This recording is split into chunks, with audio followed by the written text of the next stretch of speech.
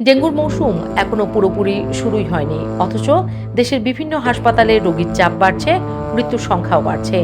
রাজধানী ঢাকার গণ্ডি পেরিয়ে এবার ডেঙ্গু ছড়িয়ে পড়েছে জেলা উপজেলায়। বিশেষজ্ঞদের আশঙ্কা, আগামী আগস্ট সেপ্টেম্বরে পরিস্থিতি ভয়াবহ রূপ নিতে পারে। কারণ এডিস মশার বিস্তার আগেভাগেই বেড়েছে, জলবায়ু পরিবর্তনে বদলে গেছে ডেঙ্গুর মৌসুমী চরিত্র, আর প্রতিরোধ ব্যবস্থায় এখনো রয়ে গেছে বড় ঘাটতি।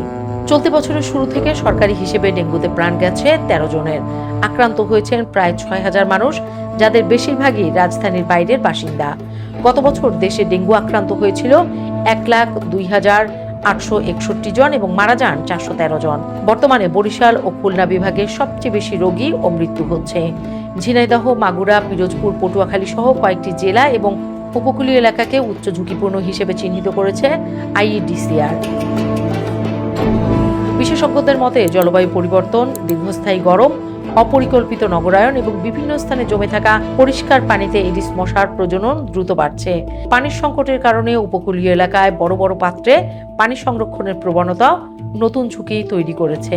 স্বাস্থ্য ও পরিবার কল্যাণ মন্ত্রী সরদার মোহাম্মদ সাখাওয়াত হোসেন ইতিমধ্যে সব বেসরকারি হাসপাতালকে ডেঙ্গু রোগীর জন্য 10% শয্যা খালি রাখা, পরীক্ষায় 80% পর্যন্ত ছাড় এবং চিকিৎসকদের পরামর্শ ফি মওকুফের নির্দেশ দিয়েছেন। তবে ডেঙ্গু নিয়ন্ত্রণের সবচেয়ে বড় প্রশ্ন উঠেছে ঢাকার 2 সিটি কর্পোরেশনের ভূমিকা নিয়ে।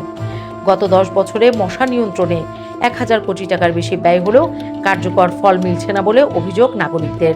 ঢাকা দক্ষিণ সিটির নিজস্ব জরিপে দেখা গেছে 75টি ওয়ার্ডের মধ্যে 63টি ওয়ার্ডে এডিস মশার ঘনত্ব স্বাভাবিকের চেয়ে বেশি এবং 27টি ওয়ার্ডকে চরম ঝুঁকিপূর্ণ হিসেবে ঘোষণা করা হয়েছে। ইতিমধ্যে সেখানে বিশেষ ক্র্যাশ প্রোগ্রাম শুরু হয়েছে। মাঠ পর্যায়ে ঘুরে দেখা গেছে অনেক এলাকায় নিয়মিত মশার ওষুধ ছিটানো হচ্ছে না বলে অভিযোগ রয়েছে।